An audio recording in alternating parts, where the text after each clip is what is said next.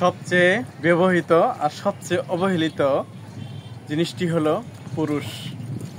নারীরা কিশোর থেকে নারী হয়, তারা মায়ের আদর যত্ন পায় দিন শেষে গহনা, শাড়ি গহনাগুলো।